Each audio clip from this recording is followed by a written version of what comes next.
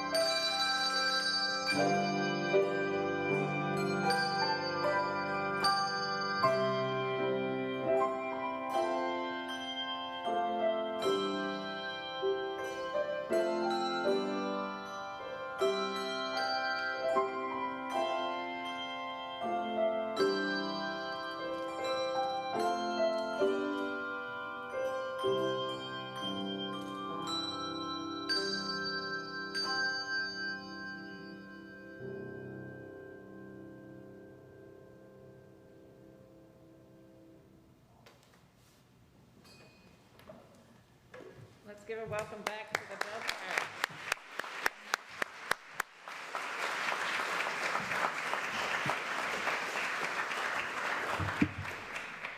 So great to have you back.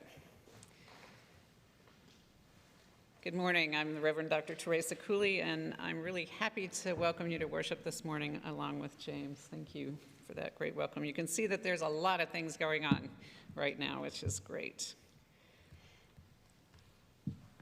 So let us prepare ourselves for worship. What is it that calls you here, that calls you onward, that calls you inward, that leads you homeward? What is it that gives you the power to make that change, to ask that question, to take that journey? What is it that says you have done well, that asks you to learn more, that brings you to stillness, that holds you up in hard times? It is relationship, the beating heart of our faith. It begins when we share this hour, our truths, our hearts. Come, let us worship together.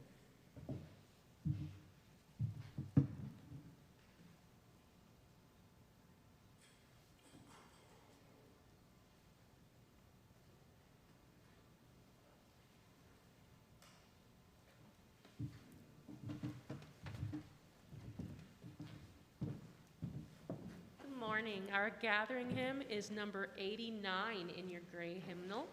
Please rise in body or in spirit and join us in singing, "Come my way, my truth, my life."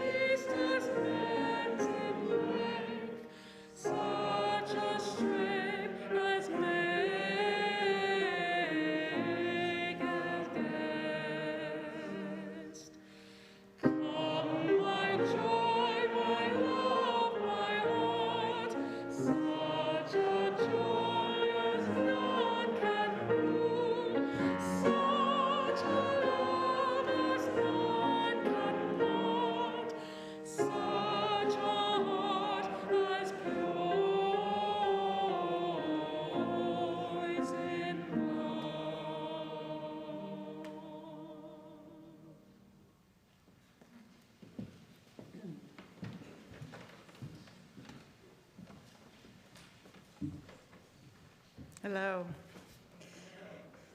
Each Sunday, our congregation expands our impact by dedicating 100% of contributions to a local social justice organization. This week, our gifts go to the American Foundation for Suicide Prevention Out of the Darkness Community Walk.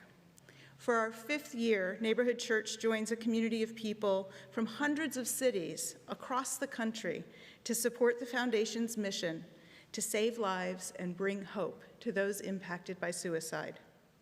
Team Lucas walks in honor of church youth group member Lucas Pender, who died by suicide in 2012. Together with his mother, Susan, we want to sustain Lucas's memory. Please give generously through our website, text to give, the QR code, or the box just outside in the narthex as you leave this afternoon.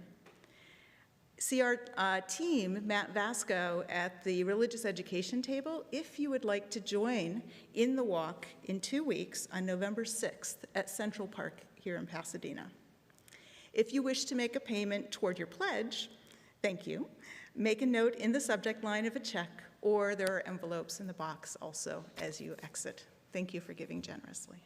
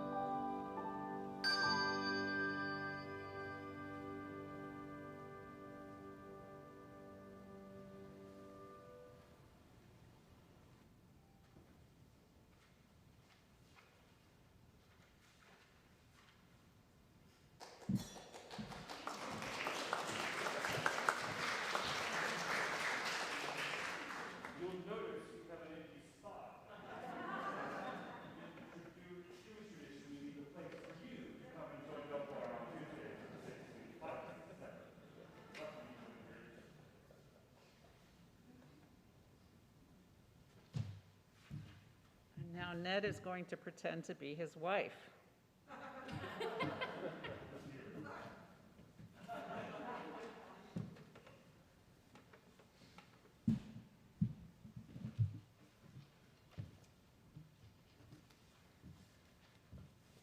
Good morning. My name is Ned Racine. I am Lee Brainerd's better third. She said I had to say that.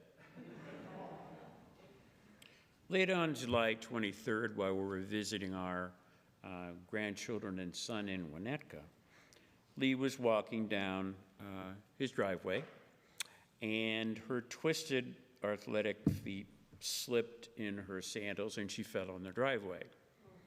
And she broke her femur. Now, she didn't do a polite little nobody would notice hairline fracture. She shattered her femur. Our younger son actually heard it pop. You can imagine what that's like. So she had to have surgery. The Winnetka Fire Department took her to Skokie Hospital, where she had a plate put in her leg and 6 pins. And she was there for about a week. She was told not to put weight on her leg for 12 weeks. Now just imagine if you can't stand. All the functions of your everyday life you couldn't do. So ever since then, I've been her primary caregiver, and still am, because in a weird twist, the pandemic allows me to work from home. And I'm very proud to say that ever since she came home on August 12th, I have not strangled Lee once. Not once. But I want to emphasize what the pastoral care has meant to her, and particularly to me as a primary caregiver. Sue Airy spread the word and arranged dinner drop-offs for 2 months, some damn fine meals.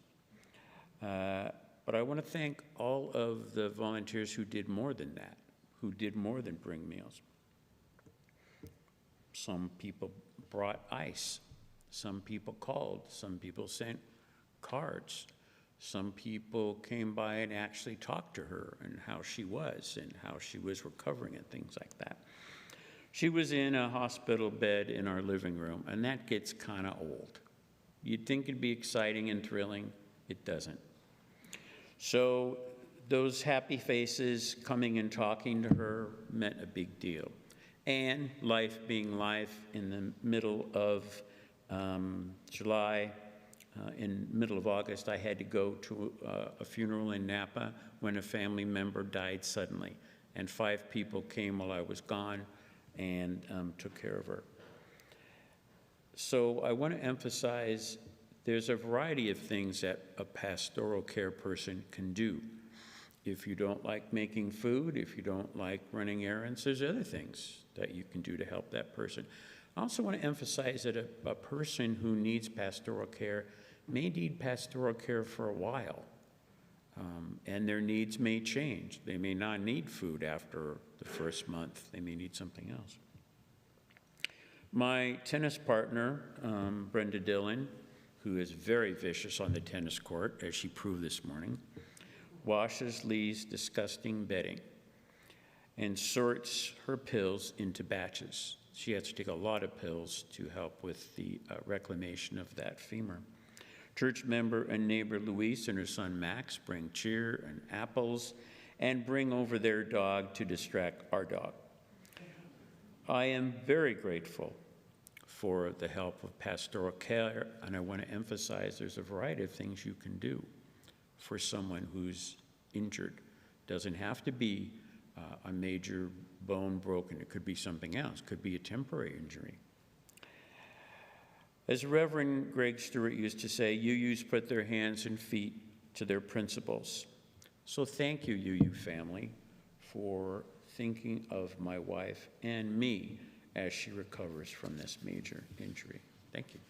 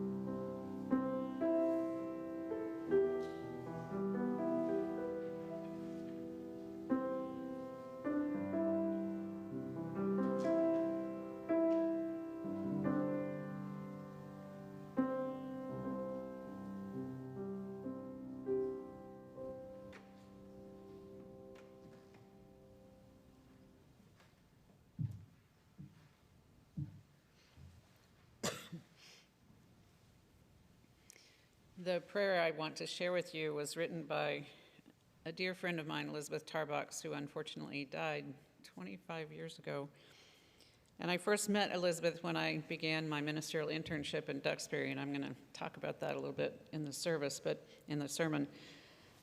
But the first Sunday that I was there in Duxbury, Elizabeth wasn't able to be there. She was a member of the church, and she left a little note in the pulpit for me that said, "Welcome to First Parish."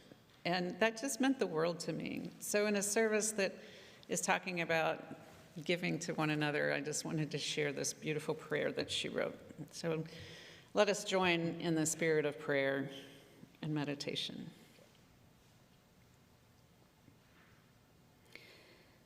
Spirit of life, I give thanks for the opportunities to love that present themselves in the turmoil of life, where the light catches the tears in another's eyes, where hands are held, and there are moments without words. Let us be present then and alive to the possibility of changing. Let us seek to make another's well-being the source of our concern. Let us seek to be present to another's pain, to bathe another's wounds, to hear another's sadness, to celebrate another's success, and allow the other's story to change our own story. Let us not defend ourselves against the discomfort of unruly emotion, nor seek to close down our hearts for fear a new love will come to shake our foundations. Let us instead be open to discovering a new way of seeing an old problem or appreciating the perfection of a seashell, or the possibility of new friendship. For in giving ourselves to what we do not understand, we receive life's blessing, and in taking care of another, we are cared for. Amen. Many of us bring others who are on our hearts and minds into this hour together, those who may be struggling, those who may have passed, those who may be celebrating. And so we want to create this opportunity metaphorically for you to bring them into this space of love and concern.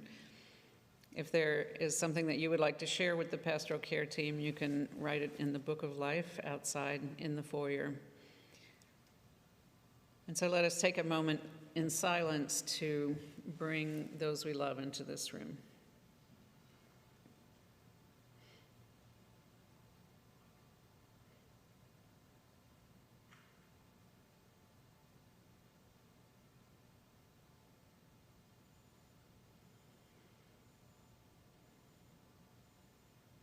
Amen.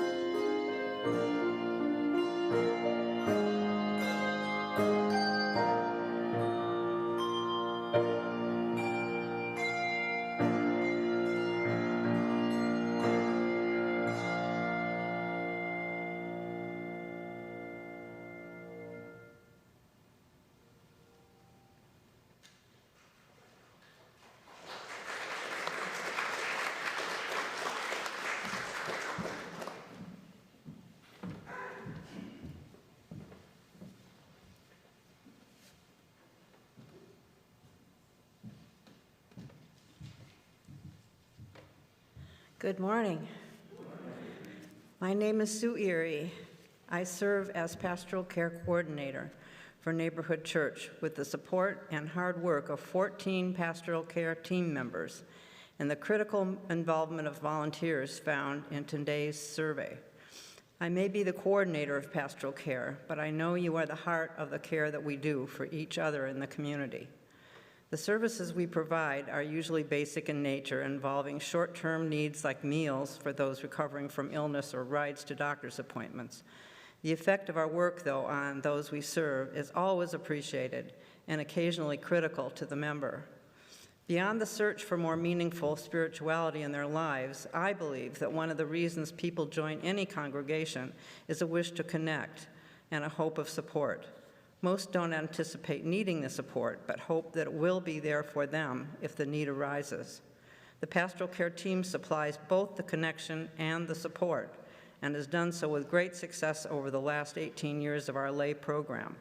New members often find a welcoming entry into the life of the church through their pastoral care connection.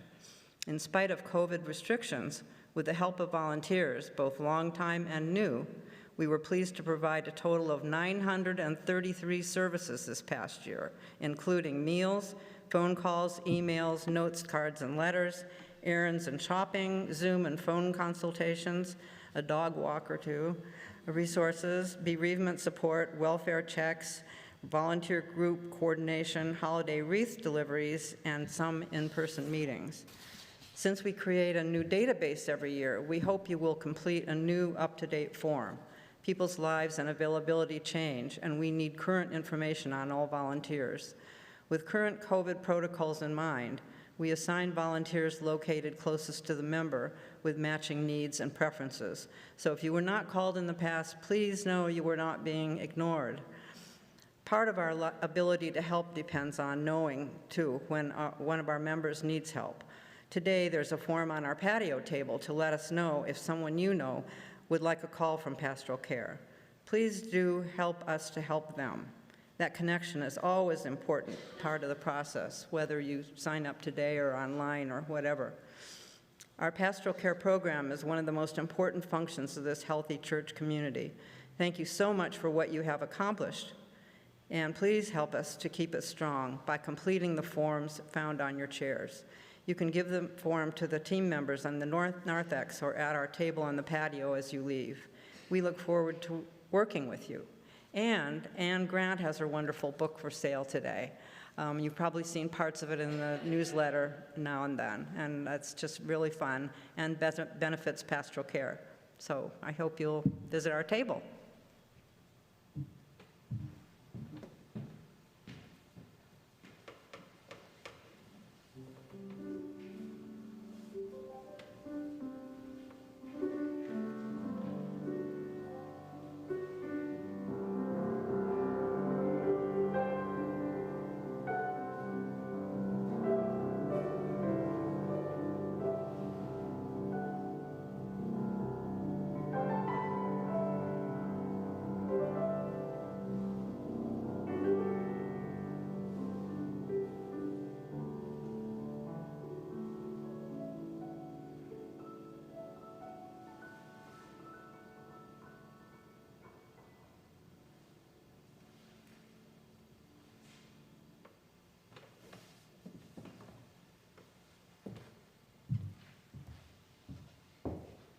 Thank you, Sue. I'd like to invite anybody who's on the pastoral care team to stand so we can appreciate you. Thank you.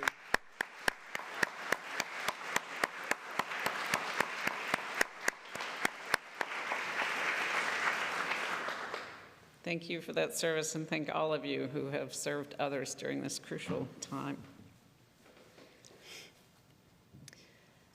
As I said earlier, I did my ministerial internship at the First Parish in Duxbury, Massachusetts. This congregation has a long and noble lineage. It was the second settled congregation by the Pilgrims who landed at Plymouth Rock, just across the bay from Duxbury. Whatever we may think about the colonization of America, and I have plenty of opinions about that, I was in awe when I thought about how that congregation had continued for 4 centuries. They had old New England box pews and a soaring pulpit that was 15 feet above the congregation, which is why I was so grateful to have that welcoming note, because I couldn't see anybody else that first Sunday. There were a pair of plaques 20 feet high on each side of the chancel in gold lettering featuring biblical verses. For someone who came from a humanist congregation that was founded in the 1950s in Houston, Texas, I didn't quite know what to make of this bastion of traditionalism. Every Sunday, they recited what was known as the Ames Covenant, written sometime in the 1880s by Charles Gordon Ames for the Unitarian Society in Philadelphia, which he founded. And it read, "In the love of truth and in the spirit of Jesus Christ, we unite for the worship of God and the service of man." You can imagine that some of those words kind of stuck in my throat when I tried to say them every Sunday. I didn't mind mentioning Jesus as a role model, but typically you don't talk about Jesus Christ. And I was beginning to think that God wasn't such a bad word, but was worshiping God the purpose? And of course, the service of man. Need I say more? And it must be said that there was probably not a single person in that congregation that actually agreed with the words of that covenant. But good New Englanders that they were reluctant to change a tradition of such long standing. And what would it be replaced by? Shouldn't we be able to say why we gather? But who gets to write those words? My supervisor, Robbie Walsh, was a very deliberate man. He started a process in which we could look at covenants from many other Unitarian Universalist churches and started to study what it meant in the history of Unitarian Universalism. And I have to say, I was a bit frustrated with the slowness of this process. Then Robbie went away on a 6-month sabbatical and left me in charge. So I quickly set about putting a committee together that brainstormed many different words and phrases and came up with something I thought was quite satisfactory. Job done. But when Robbie returned from sabbatical, to say he was disappointed in me for pushing this through was an understatement. At first I thought he was upset because he wasn't a part of creating this new covenant, but then he explained to me, "Teresa, a covenant isn't just a few fine phrases strung together. It represents a sacred agreement, something the whole congregation needs to struggle with and come to understand it as a promise that they make, not just a pretty phrase that they repeat each Sunday. A small committee can't do that." Oomph. I began to get it.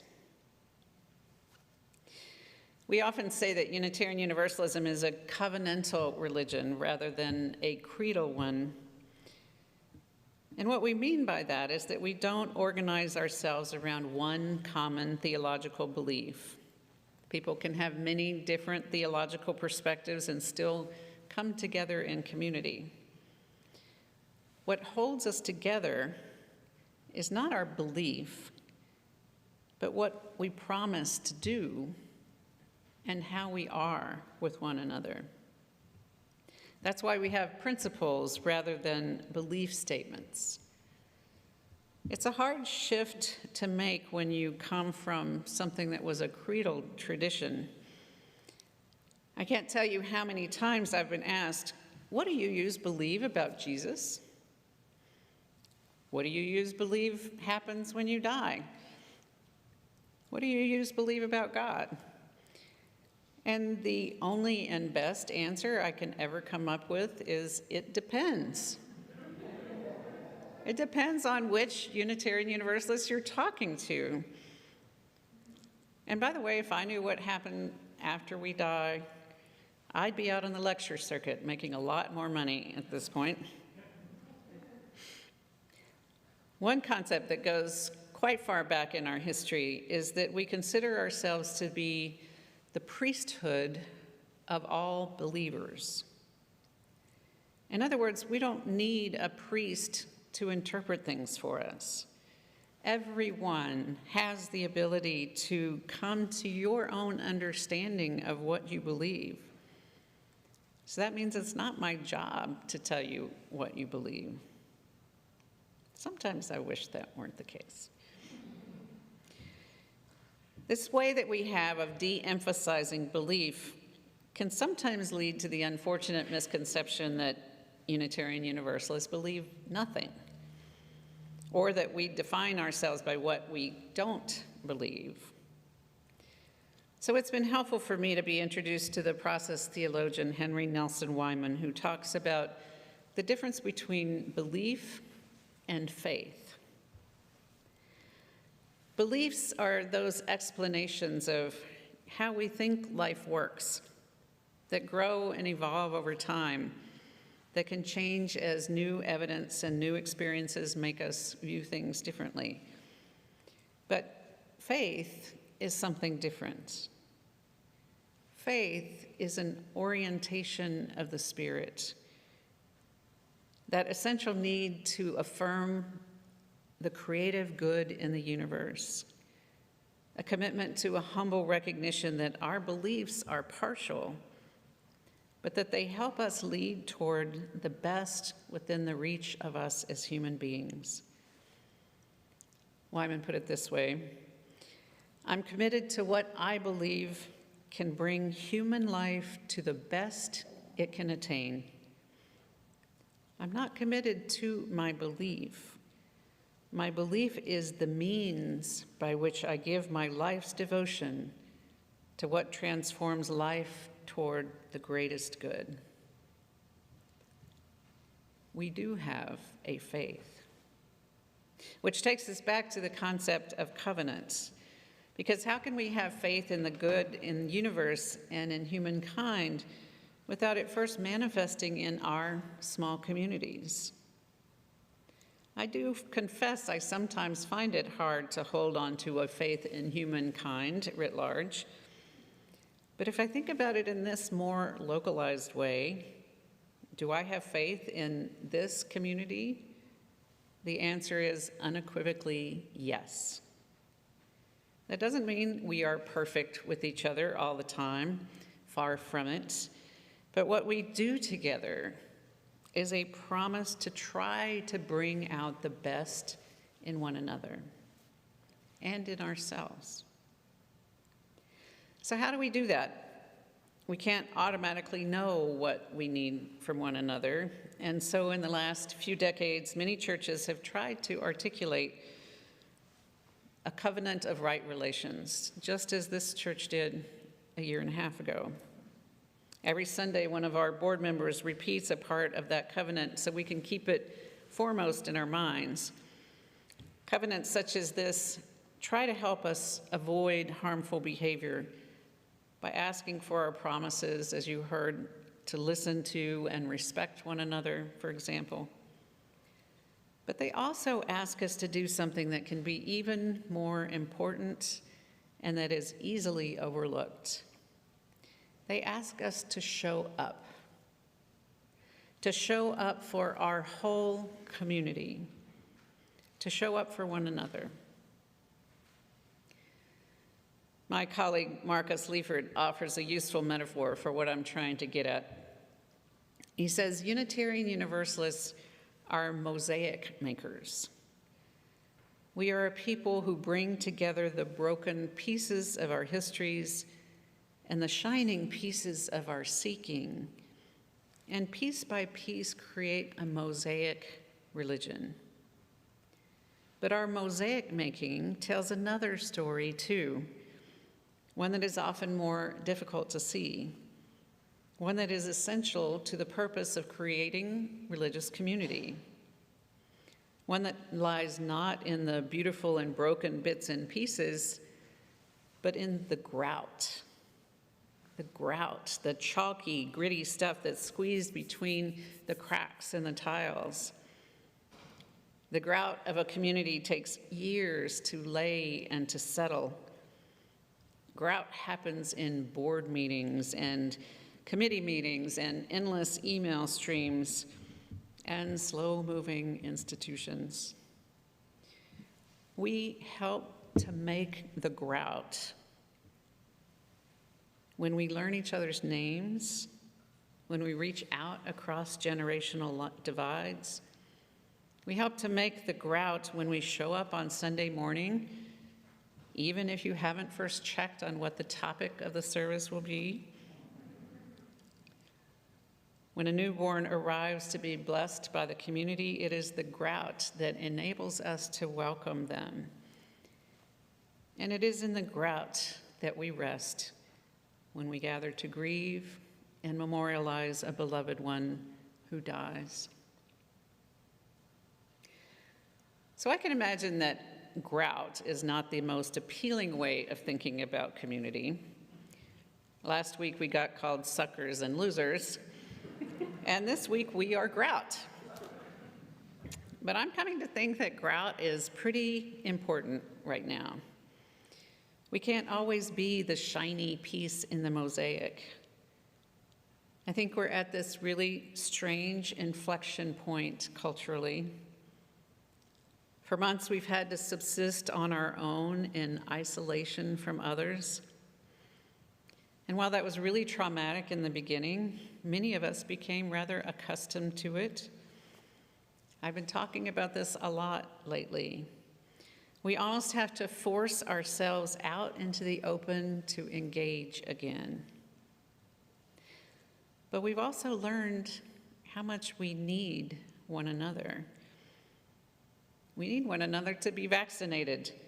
We need one another to help rebuild this world in a way that is more just and more connected in a healthy way.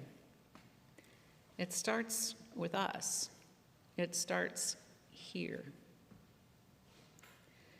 My colleague Gretchen Haley says, what our faith asks of us, what our faith imagines for us, is that somehow, right at that moment when our hearts break, we will find our way to see through that heartbreak.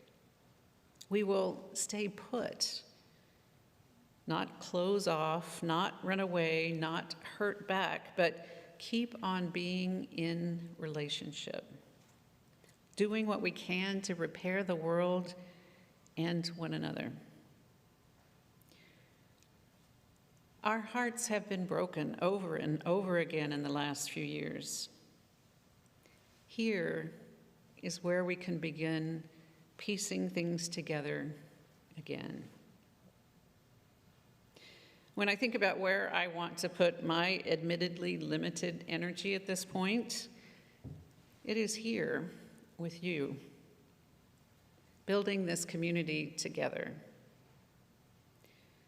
When I think about where I want to devote my resources, it is here with you to help sustain this congregation so that it may grow and thrive into the future. Just last week, I decided to double my pledge to the church. I realized I could use those resources to buy something new, but I don't really need anything new. I need you and this community. George Eliot said, "What do we live for if it is not to make life less difficult for each other?" I would put it even more positively.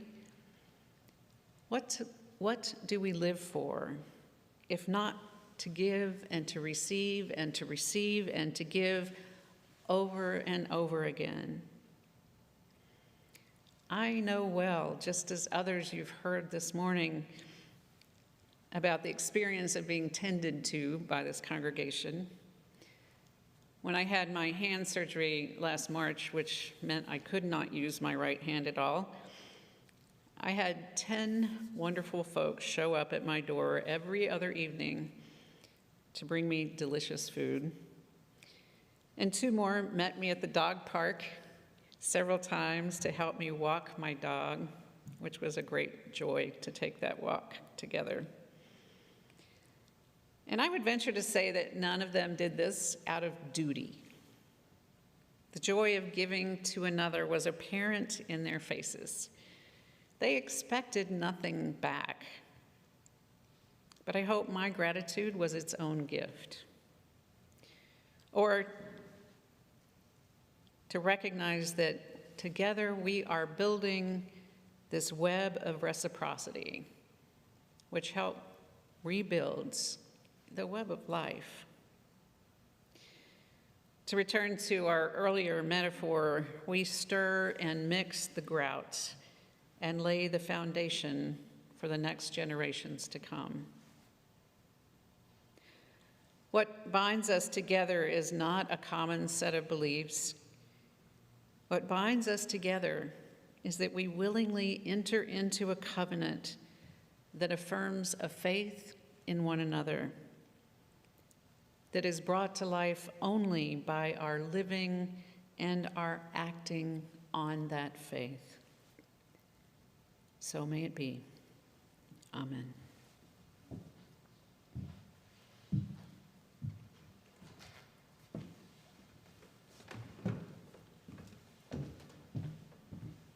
Our closing hymn is number 108 in your gray hymnal.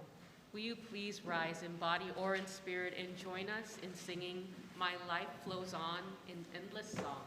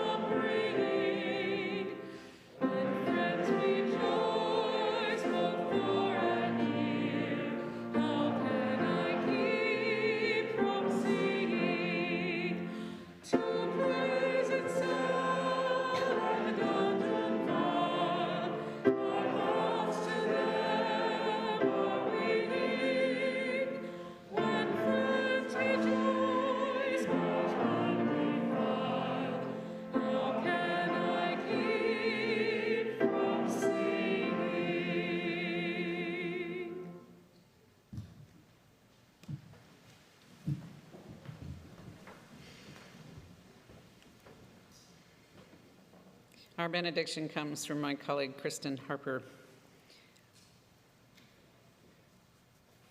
I do not wish to breathe another breath if it is not shared with others. The breath of life is not mine alone. I brought myself to be with you, hoping that by inhaling the compassion, the courage, the hope found here, I can exhale the fear, the selfishness, the separateness that I keep so close to my skin. I cannot live another moment, at least not one of joy, unless you and I find our oneness somewhere among each other, somewhere between the noise, somewhere within the silence of the next breath. Amen.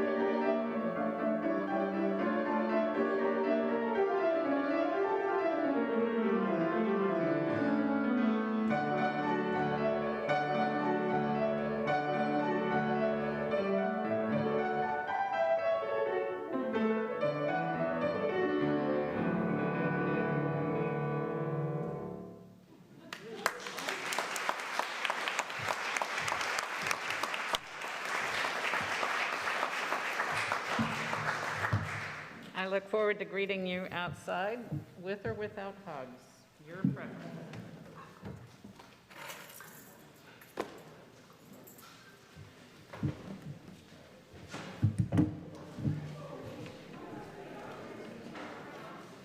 I'm going to sneak back directly to Burbank. I can grab it right now. So this was wonderful.